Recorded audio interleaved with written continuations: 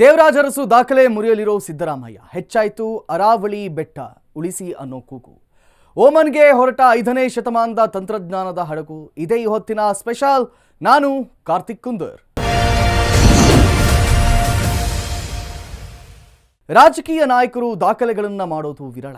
ಈಗ ಕರ್ನಾಟಕದ ಮುಖ್ಯಮಂತ್ರಿ ಸಿದ್ದರಾಮಯ್ಯ ಕೂಡ ಒಂದು ಅಪರೂಪದ ದಾಖಲೆ ನಿರ್ಮಿಸಲಿದ್ದಾರೆ. ಇನ್ನು ಕೆಲವೇ ದಿನಗಳಲ್ಲಿ ಕರ್ನಾಟಕದ ಸುದೀರ್ಘ ಸಿಎಂ ಅನ್ನೋ ದಾಖಲೆಗೆ ಸಿದ್ದರಾಮಯ್ಯ ಭಾಜನರಾಗಲಿದ್ದಾರೆ.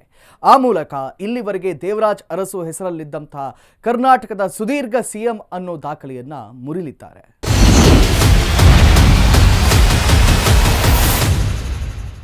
ರಾಜಕೀಯ ಪ್ರತಿನಿತ್ಯವೂ ಇಲ್ಲಿ ಒಂದಲ್ಲ ಒಂದು ಡೆವಲಪ್ಮೆಂಟ್ಸ್ ನಡೀತಾನೆ ಇರುತ್ತೆ. ಅಧಿಕಾರಕ್ಕೋಸ್ಕರ ಸದಾಕಾಲ ಇಲ್ಲಿ ತಂತ್ರ, ಪ್ರತಿತಂತ್ರ, ಕುತಂತ್ರಗಳು ನಡೀತಾನೆ ಇರುತ್ತವೆ. ಅದರಲ್ಲೂ ಕೂಡ ಚುನಾವಣೆ ಬಂತಂದರೆ ಇಂತಹ ಬೆಳವಣಿಗೆಗಳು ಹೆಚ್ಚಾಗುತ್ತವೆ. ಇಂತಹ ರಾಜಕೀಯದಲ್ಲಿ ನಾಯಕರೊಬ್ಬರು ದಾಖಲೆ ಮಾಡೋದು ಸಾಮಾನ್ಯವಾಗಿ ವಿರಳ. ಆದರೆ ಈಗ ನಮ್ಮ ಕರ್ನಾಟಕ ಅಂತಹ ಒಂದು ದಾಖಲೆಗೆ ಸಾಕ್ಷಿಯಾಗಲಿದೆ. ಸುದೀರ್ಘ ಕಾಲದಿಂದ ರಾಜಕೀಯದಲ್ಲಿರೋ ನಾಯಕರೊಬ್ಬರು ಈ ದಾಖಲೆಯನ್ನು ಮಾಡಲಿದ್ದಾರೆ. ಆ ಮೂಲಕ ಕರ್ನಾಟಕದಲ್ಲಿ ಯಾರೂ ಮಾಡದಂಥ ಸಾಧನೆಯನ್ನು ಮಾಡಿದಂಥ ವ್ಯಕ್ತಿ ಅನ್ನೋ ಕೀರ್ತಿಗೆ ಭಾಜನರಾಗಲಿದ್ದಾರೆ. ಇನ್ನು ಕೆಲವೇ ದಿನಗಳಲ್ಲಿ ಆ ದಾಖಲೆಯನ್ನು ತಮ್ಮ ಹೆಸರಿಗೆ ಬರೆಸಿಕೊಳ್ಳಲಿದ್ದಾರೆ. ಆ ಸಂಭ್ರಮಕ್ಕೋಸ್ಕರ ಎಲ್ಲ ರೀತಿಯ ಸಿದ್ಧತೆಗಳು ಕೂಡ ನಡೀತಿವೆ. ಈ ರೀತಿ ಅಪರೂಪದ ದಾಖಲೆಗೆ ಪಾತ್ರರಾಗಲಿರುವಂಥ ವ್ಯಕ್ತಿ ಬೇರೆ ಯಾರೂ ಅಲ್ಲ, ಕರ್ನಾಟಕದ ಮುಖ್ಯಮಂತ್ರಿ ಸಿಎಂ ಸಿದ್ದರಾಮಯ್ಯ. 2013ರಿಂದ 2018ರವರೆಗೆ ಮೊದಲ ಅವಧಿಗೆ ಮುಖ್ಯಮಂತ್ರಿಯಾಗಿ ಆಡಳಿತ ನಡೆಸಿದ್ದಂಥ ಸಿದ್ದರಾಮಯ್ಯ 5 ವರ್ಷ ಅವಧಿಯನ್ನು ಪೂರೈಸಿದ್ದಾರೆ. ಈಗ 2ನೇ ಅವಧಿಗೆ ಸಿಎಂ ಸ್ಥಾನ ಅಲಂಕರಿಸಿರೋ ಸಿದ್ದರಾಮಯ್ಯ ಮುಖ್ಯಮಂತ್ರಿಯಾಗಿ 2.5 ವರ್ಷ ಪೂರೈಸಿದ್ದಾರೆ. ಕುರ್ಚಿ ಕಿತ್ತಾಟದ ಮಧ್ಯೆ ಹೈಕಮಾಂಡ್ ಕೃಪಾ ಕಟಾಕ್ಷ ದೊರೆತರೆ ತಾನೇ 5 ವರ್ಷ ಮುಖ್ಯಮಂತ್ರಿಯಾಗಿರ್ತೀನಿ ಅನ್ನೋ ಕಾನ್ಫಿಡೆನ್ಸ್ನಲ್ಲೂ ಕೂಡ ಸಿದ್ದರಾಮಯ್ಯ ಇದ್ದಾರೆ.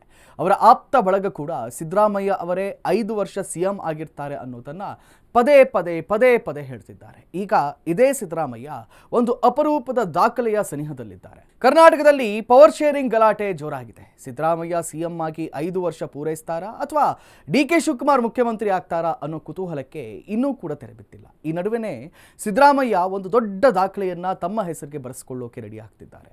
ಇನ್ನು ಕೆಲವೇ ದಿನಗಳಲ್ಲಿ ಕಳೆದರೆ ಆ ದಾಖಲೆ ಸಿದ್ದರಾಮಯ್ಯ ಅವರದ್ದಾಗಲಿದೆ. ಅಷ್ಟಕ್ಕೂ ಯಾವುದು ಆ ದಾಖಲೆ ಅಂದರೆ ಕರ್ನಾಟಕದ ದೀರ್ಘಾವಧಿ ಸಿಎಂ ಅನ್ನೋ ದಾಖಲೆ. ಇನ್ನು ಕೆಲವೇ ದಿನಗಳು ಕಳೆದರೆ ಸಿಎಂ ಸಿದ್ದರಾಮಯ್ಯ ಅಪೂರ್ವ ದಾಖಲೆ ನಿರ್ಮಿಸಲಿದ್ದಾರೆ. ಕೆಲವೇ ದಿನಗಳು ಕಳೆದರೆ ಕರ್ನಾಟಕದ ದೀರ್ಘಾವಧಿ ಸಿಎಂ ಅನ್ನೋ ಹೆಗ್ಗಳಿಕೆಗೆ ಸಿದ್ದರಾಮಯ್ಯ ಭಾಜನರಾಗಲಿದ್ದಾರೆ. ಕರ್ನಾಟಕದ ಪಾಲಿಗೆ ಈ ದಾಖಲೆ ಮಾಡಿದಂಥ ಅಪರೂಪದ ರಾಜಕಾರಣಿ ಅನ್ನೋ ಹೆಗ್ಗಳಿಕೆಗೆ ಸಿದ್ದರಾಮಯ್ಯ ಪಾತ್ರರಾಗಲಿದ್ದಾರೆ. ಇಲ್ಲಿವರೆಗೆ ಕರ್ನಾಟಕದ ದೀರ್ಘಾವಧಿ ಸಿಎಂ ಅನ್ನೋ ದಾಖಲೆ ದೇವರಾಜ್ ಅರಸು ಹೆಸರಲ್ಲಿತ್ತು. ದೇವರಾಜ್ ಅರಸು ಕರ್ನಾಟಕದ ಮಾಜಿ ಮುಖ್ಯಮಂತ್ರಿ. ಇವರನ್ನ ಹಿಂದುಳಿದ ವರ್ಗಗಳ ಆಶಾಕಿರಣ ಅಂತಲೇ ಕರೀತಾರೆ. ಕಾರಣ ಅರಸು ಮುಖ್ಯಮಂತ್ರಿ ಆಗಿದ್ದಂಥ ಅವಧಿಯಲ್ಲಿ ಹಿಂದುಳಿದ ವರ್ಗಗಳ ಅಭಿವೃದ್ಧಿಗೋಸ್ಕರ ಅನೇಕ ಕಾರ್ಯಕ್ರಮಗಳನ್ನು ರೂಪಿಸಲಾಯಿತು. ತಮ್ಮ ಕಾರ್ಯಕ್ರಮಗಳ ಮೂಲಕ ಹಿಂದುಳಿದ ವರ್ಗಗಳ ಪಾಲಿನ ಆಶಾಕಿರಣ ಅನ್ನಿಸ್ಕೊಂಡಿದ್ರು ದೇವರಾಜ್ ಅರಸು. ಇಷ್ಟು ದಿನ ಕರ್ನಾಟಕವನ್ನು ಅತೀ ದೀರ್ಘಕಾಲ ಆಳಿದಂಥ ಸಿಎಂ ಅನ್ನೋ ದಾಖಲೆ ಈ ದೇವರಾಜ್ ಅರಸು ಹೆಸರಲ್ಲಿತ್ತು. ಈಗ ಸಿಎಂ ಸಿದ್ದರಾಮಯ್ಯ ಆ ದಾಖಲೆ ಮೆರೆಯೋ ಸನಿಹದಲ್ಲಿದ್ದಾರೆ. 1972ರಿಂದ 1977ರವರೆಗೆ ಹಾಗೂ 78ರಿಂದ 80ರವರೆಗೆ 2 ಬಾರಿ ಕರ್ನಾಟಕದ ಮುಖ್ಯಮಂತ್ರಿಯಾಗಿ ಸೇವೆ ಸಲ್ಲಿಸಿದ್ರು ದೇವರಾಜ್ ಅರಸು. ಆ ಮೂಲಕ ಕರ್ನಾಟಕದ ದೀರ್ಘಾವಧಿ ಸಿಎಂ ಅನ್ನೋ ಕೀರ್ತಿಗೆ ಅರಸು ಭಾಜನರಾಗಿದ್ದರು. ಆ ದಾಖಲೆಯನ್ನು ಬೇರ್ಯಾರು ಮುರಿಯೋದು ಕಷ್ಟ ಅಂತ ಹೇಳಲಾಗ್ತಾ ಇತ್ತು. ಆದ್ರೀಗ ಸಿಎಂ ಸಿದ್ದರಾಮಯ್ಯ ಆ ಮಾತನ್ನು ಸುಳ್ಳು ಮಾಡೋಕ್ಕೆ ಹೊರಟಿದ್ದಾರೆ. ಆ ಮೂಲಕ ಕರ್ನಾಟಕವನ್ನು ಸುದೀರ್ಘಾವಧಿ ಆಳಿದಂಥ ಮುಖ್ಯಮಂತ್ರಿ ಅನ್ನೋ ಹೆಗ್ಗಳಿಕೆಗೆ ಸಿದ್ದರಾಮಯ್ಯ ಪಾತ್ರರಾಗಲಿದ್ದಾರೆ.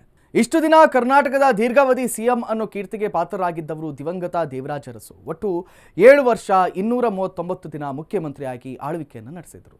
ಈಗ ಕೆಲವೇ ದಿನಗಳಲ್ಲಿ ಅಂದರೆ ಜನವರಿ 7ಕ್ಕೆ ಸಿದ್ದರಾಮಯ್ಯ ಅರಸು ದಾಖಲೆಯನ್ನು ಮುರಿಲಿದ್ದಾರೆ. ಆ ಮೂಲಕ ಅಹಿಂದ ನಾಯಕ ಸಿದ್ದರಾಮಯ್ಯ ಪಾಲಿಗೆ ಮತ್ತೊಂದು ದಾಖಲೆ ಸೇರ್ಪಡೆಯಾಗಲಿದೆ. ಈ ಹಿಂದೆ ಅತಿ ಹೆಚ್ಚು ಬಾರಿ ಹಣಕಾಸು ಬಜೆಟ್ ಮಂಡಿಸಿದಂಥ ದಾಖಲೆಗೆ ಸಿದ್ದರಾಮಯ್ಯ ಪಾತ್ರರಾಗಿದ್ದರು. ಈಗ ರಾಜ್ಯದ ದೀರ್ಘಾವಧಿ ಸಿಎಂ ಅನ್ನೋ ಕಿರೀಟವನ್ನು ಮುಡಿಗೇರಿಸಿಕೊಳ್ಳಲಿದ್ದಾರೆ. ಕರ್ನಾಟಕ ಕಾಂಗ್ರೆಸ್ ಕಂಡಂತಹ ಅತ್ಯಂತ ಪ್ರಬಲ ನಾಯಕರಲ್ಲಿ ಸಿದ್ದರಾಮಯ್ಯ ಕೂಡ ಒಬ್ಬರು. ಸಿದ್ದರಾಮಯ್ಯ ಕರ್ನಾಟಕ ಕಾಂಗ್ರೆಸ್ ಕಂಡಂಥ ಅತ್ಯಂತ ಪ್ರಭಾವಿ ನಾಯಕರಲ್ಲಿ ಒಬ್ಬರು. ಮೈಸೂರು ಜಿಲ್ಲೆಯ ಸಿದ್ದರಾಮನ ಹುಂಡಿಯಲ್ಲಿ ಜನಿಸಿದಂಥ ಸಿದ್ದರಾಮಯ್ಯರ ತಂದೆ ಸಿದ್ದರಾಮೇಗೌಡ ಹಾಗೂ ತಾಯಿ ಬೋರಮ್ಮ. ಸಿದ್ದರಾಮಯ್ಯ ಅವರದ್ದು ಒಂದು ಕೃಷಿ ಕುಟುಂಬ. ಮೈಸೂರಿನಲ್ಲಿ ತಮ್ಮ ವಿದ್ಯಾಭ್ಯಾಸವನ್ನು ಮಾಡಿ ಸಿದ್ದರಾಮಯ್ಯ ಮೈಸೂರು ಯೂನಿವರ್ಸಿಟಿಯಿಂದ ವಿಜ್ಞಾನ ಹಾಗೂ LLB ಪದವಿಗಳನ್ನು ಪಡೆದಿದ್ದಾರೆ. ತಮ್ಮ ಕಾಲೇಜು ಟೈಮ್ನಲ್ಲೇ ಸಿದ್ದರಾಮಯ್ಯ ಒಬ್ಬ ಪ್ರಖರ ವಾಗ್ಮಿ ಅನ್ನಿಸ್ಕೊಂಡಿದ್ದರು. ವೇದಿಕೆಯ ಮೇಲೆ ಭಾಷಣ ಮಾಡೋ ಕಲೆ ಸಿದ್ದರಾಮಯ್ಯರಿಗೆ ಆಗಲೇ ಸಿದ್ಧಿಸಿತ್ತು. ನಂತರ LLB ಪದವಿ ಪಡೆದ ಸಿದ್ದರಾಮಯ್ಯ ವಕೀಲರಾಗಿ ಕೆಲಸ ಮಾಡ್ತಿದ್ರು.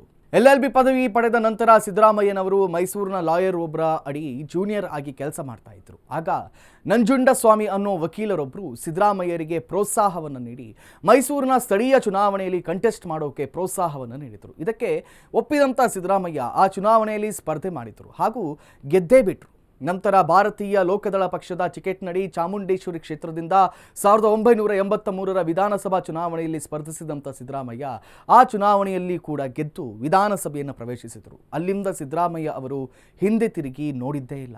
ನಂತರ ತಮ್ಮ ಮುಂದಿನ ರಾಜಕೀಯ ಭವಿಷ್ಯಕ್ಕಾಗಿ ಜನತಾ ಪಕ್ಷವನ್ನು ಸೇರಿದಂಥ ಸಿದ್ದರಾಮಯ್ಯ ಕನ್ನಡ ಕಣ್ಗಾವಲು ಸಮಿತಿಯ ಮೊದಲ ಅಧ್ಯಕ್ಷರಾದರು. ನಂತರ ಜನತಾದಳದ ಸರ್ಕಾರದಲ್ಲಿ ಅವರು ಅನೇಕ ಸಚಿವ ಸ್ಥಾನಗಳನ್ನು ನಿಭಾಯಿಸಿದರು. ಜನತಾ ಪಕ್ಷದ ಪ್ರಧಾನ ಕಾರ್ಯದರ್ಶಿಯಾಗಿ ಕೂಡ ಸಿದ್ದರಾಮಯ್ಯ ಸೇವೆ ಸಲ್ಲಿಸಿದ್ದಾರೆ. ಹೀಗೆ ಹಂತ ಹಂತವಾಗಿ ರಾಜಕೀಯದಲ್ಲಿ ಒಂದೊಂದೇ ಮೆಟ್ಟಿಲನ್ನು ಏರ್ತಾ ಬಂದ ಸಿದ್ದರಾಮಯ್ಯ 1996ರಲ್ಲಿ ಉಪಮುಖ್ಯಮಂತ್ರಿಯಾಗಿ ನೇಮಕಗೊಂಡರು. ಮುಂದೆ ಮಾಜಿ ಪ್ರಧಾನಿ ದೇವೇಗೌಡರೊಂದಿಗೆ ಜಾತ್ಯತೀತ ಜನತಾದಳ ಸೇರಿದಂಥ ಸಿದ್ದರಾಮಯ್ಯನವರು 1999ರ ಚುನಾವಣೆಯಲ್ಲಿ ಸೋತರು. ಆದರೂ ಸಹ 2004ರ JDS ಕಾಂಗ್ರೆಸ್ ಸಮ್ಮಿಶ್ರ ಸರ್ಕಾರದಲ್ಲಿ ಅವರನ್ನು DCM ಮಾಡಲಾಯಿತು. ಆದರೆ ಅದರ ನಂತರ ಕೆಲವೇ ಸಮಯದಲ್ಲಿ ಸಿದ್ದರಾಮಯ್ಯ ಹಾಗೂ ದೇವೇಗೌಡರ ನಡುವೆ ಭಿನ್ನಾಭಿಪ್ರಾಯ ಉಂಟಾಯಿತು. JDSನಲ್ಲಿದ್ದಂಥ ಸಿದ್ದರಾಮಯ್ಯ ಅಹಿಂದ ವರ್ಗಗಳನ್ನು ಸಂಘಟನೆ ಮಾಡೋ ಪ್ರಯತ್ನದಲ್ಲಿ ಅಹಿಂದ ಸಮಾವೇಶವನ್ನು ಮಾಡೋಕ್ಕೆ ನಿರ್ಧರಿಸಿದರು. ಆದರೆ JDS ವರಿಷ್ಠ ದೇವೇಗೌಡರು ಆ ರೀತಿಯ ಸಮಾವೇಶ ಮಾಡದಂತೆ ವಾರ್ನಿಂಗ್ ಕೊಟ್ಟಿದ್ದರು. ಆದರೆ ಆ ವಾರ್ನಿಂಗು ಸಿದ್ದರಾಮಯ್ಯ ಕ್ಯಾರೆ ಅನ್ನಿಸ್ತಾ ಇದ್ದಾಗ ಅವರನ್ನು JDS ಪಕ್ಷದಿಂದ ಉಚ್ಚಾಟಿಸಲಾಯಿತು. ಇದಾದ 2 ವರ್ಷಗಳಲ್ಲಿ ಅಂದರೆ 2006ರಲ್ಲಿ ಸಿದ್ದರಾಮಯ್ಯ ಕಾಂಗ್ರೆಸ್ ಸೇರಿದರು. ಕಾಂಗ್ರೆಸ್ ಸೇರಿದ ಕೇವಲ 7 ವರ್ಷಗಳಲ್ಲಿ ಮುಖ್ಯಮಂತ್ರಿ ಆದರು. ಬೇರೊಂದು ಪಕ್ಷದಿಂದ ಬಂದು ಇಷ್ಟು ಕಮ್ಮಿ ಅವಧಿಯಲ್ಲಿ CM ಆಗಿರೋ ವ್ಯಕ್ತಿಗಳಲ್ಲಿ ಬಹುಶಃ ಸಿದ್ದರಾಮಯ್ಯ ಅವರೇ ಮೊದಲಿಗರಾಗಿರಬಹುದು. 2013ರಲ್ಲಿ ಕಾಂಗ್ರೆಸ್ ಸರ್ಕಾರದ CM ಆದ ಸಿದ್ದರಾಮಯ್ಯ 2018ರವರೆಗಿನ 5 ವರ್ಷ ಅವಧಿಯನ್ನು ಯಶಸ್ವಿಯಾಗಿ ಪೂರೈಸಿದರು. ಈಗ 2ನೇ ಅವಧಿಗೆ CM ಆಗಿರೋ ಸಿದ್ದರಾಮಯ್ಯ 2.5 ವರ್ಷ ಅವಧಿ ಪೂರೈಸಲಿದ್ದಾರೆ. ಇದೇ ಜನವರಿ 7ಕ್ಕೆ ದೇವರಾಜ್ ಅರಸು ಅವರ ದಾಖಲೆ ಮುರಿಲಿರುವಂಥ ಸಿದ್ದರಾಮಯ್ಯ ಕರ್ನಾಟಕವನ್ನು ಆಳಿದ ಅತ್ಯಂತ ದೀರ್ಘಾವಧಿಯ CM ಅನ್ನೋ ಕೀರ್ತಿಗೆ ಪಾತ್ರರಾಗಲಿದ್ದಾರೆ. ಹಾಗಾಗಿ ಅವತ್ತು ನಾನಾ ರೀತಿಯ ಕಾರ್ಯಕ್ರಮಗಳನ್ನು ಅವರ ಅಭಿಮಾನಿಗಳು ಹಮ್ಮಿಕೊಂಡಿದ್ದಾರೆ. ಯಾವುದೇ ರಾಜಕೀಯ ಹಿನ್ನೆಲೆ ಇಲ್ಲದೆ ಇರುವಂಥ ಒಂದು ಸಾಮಾನ್ಯ ಕುಟುಂಬದಲ್ಲಿ ಹುಟ್ಟಿ ಮುಖ್ಯಮಂತ್ರಿ ಪಟ್ಟಕ್ಕೇರಿರೋ ಸಿದ್ದರಾಮಯ್ಯರ ಸಾಧನೆ ಗಮನಾರ್ಹವಾಗಿದೆ. ಸಿದ್ದರಾಮಯ್ಯ ಇವತ್ತು ಅಹಿಂದ ಸಮುದಾಯದ ಪ್ರಶ್ನಾತೀತ ನಾಯಕ. ಅಹಿಂದ ಸಮುದಾಯದ ಒಂದು ದೊಡ್ಡ ವೋಟ್ ಬ್ಯಾಂಕ್ ಸಿದ್ದರಾಮಯ್ಯರ ಕಾರಣಕ್ಕೆ ಕಾಂಗ್ರೆಸ್ ಜೊತೆ ಇದೆ. ತಮ್ಮ 2ನೇ ಅವಧಿಯಲ್ಲಿ ಈಗಾಗಲೇ 2.5 ವರ್ಷ ಪೂರೈಸಿರುವ ಸಿದ್ದರಾಮಯ್ಯ ಸದ್ಯ ಅಧಿಕಾರ ಹಸ್ತಾಂತರ ಅನ್ನೋ ಬಲೆಯಲ್ಲಿ ಸಿಕ್ಕಾಕಿಕೊಂಡಿದ್ದಾರೆ. ಅಕಸ್ಮಾತ್ ಹೈಕಮಾಂಡ್ ಕೃಪೆಯಿಂದ ಸಿದ್ದರಾಮಯ್ಯರೇ CM ಸ್ಥಾನದಲ್ಲಿ ಮುಂದುವರಿದರೆ ತಮ್ಮ 2ನೇ ಅವಧಿಯನ್ನು ಕೂಡ ಅವರು ಯಶಸ್ವಿಯಾಗಿ ಪೂರೈಸುತ್ತಾರೆ ಅನ್ನೋದರಲ್ಲಿ ಯಾವುದೇ ಸಂಶಯವಿಲ್ಲ. 2ನೇ ಅವಧಿಗೆ CM ಆಗಿರೋ ಸಿದ್ದರಾಮಯ್ಯ 2.5 ವರ್ಷ ಪೂರೈಸಿದ್ದಾರೆ. ಇನ್ನು ಕೆಲವೇ ದಿನದಲ್ಲಿ ದೇವರಾಜ ಅರಸು ದಾಖಲೆ ಮುರಿಲಿರುವಂಥ ಸಿದ್ದರಾಮಯ್ಯ ಕರ್ನಾಟಕದ ದೀರ್ಘಾವಧಿಯ CM ಅನ್ನೋ ಕೀರ್ತಿಗೆ ಪಾತ್ರರಾಗಲಿದ್ದಾರೆ. ಹಾಗಾಗಿ ಜನವರಿ 7ರಂದು ಅವರ ಅಭಿಮಾನಿಗಳಿಂದ ಅನೇಕ ಕಾರ್ಯಕ್ರಮಗಳು ಆಯೋಜನೆಯಾಗಿವೆ. ಇನ್ನು ದೇಶದ ವಾಯುವ್ಯ ಭಾಗದಲ್ಲಿರುವಂಥ ಅರಾವಳಿ ಬೆಟ್ಟಗಳ ಕುರಿತು ದೊಡ್ಡ ಮಟ್ಟದ ಚರ್ಚೆ ನಡೀತಾ ಇದೆ.